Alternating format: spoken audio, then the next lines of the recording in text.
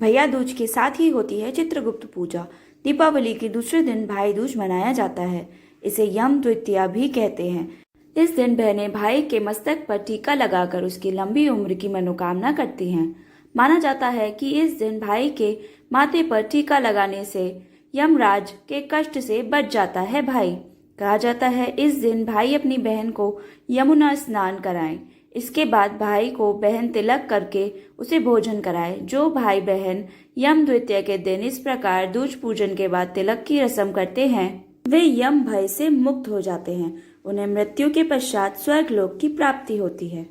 भैया दूज की एक पौराणिक कथा है, पर इस कथा को सुनने से पहले अगर आपने हमारे चैनल को सब्सक्राइब नहीं किया है तो सब्सक्राइब करें और बेल आइकन भी दबाएं।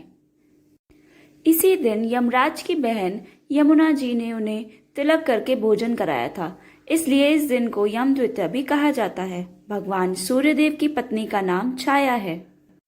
उनकी कोख से यमराज तथा यमुना ने जन्म लिया था। यमुना अपने भाई यमराज से बड़ा स्नेह करती है।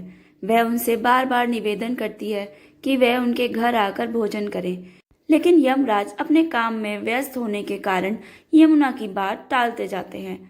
कार्तिक शुक्ल द्वितीया को यमुना ने अपने भाई यमराज को भोजन करने के लिए बुलाया। बहन के घर जाते समय यमराज ने नरक में निवास करने वाले जीवों को मुक्त कर दिया।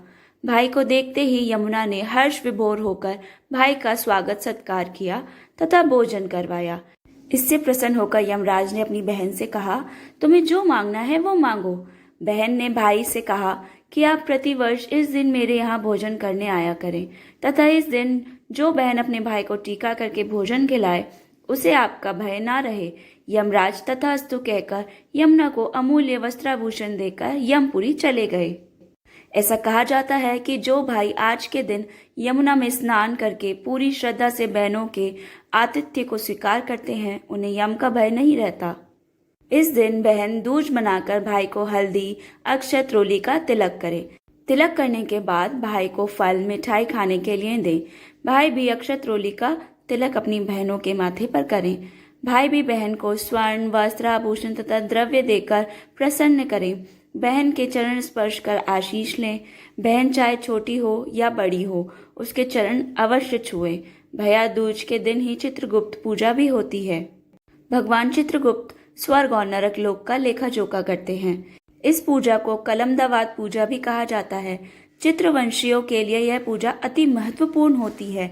इस दिन लगभग सभी चित्रवंशी अपनी कलम की पूजा करते हैं। दोस्तों, अगर आपको कथा अच्छी लगी हो तो हमारे चैनल को सब्सक्राइब जरूर करें।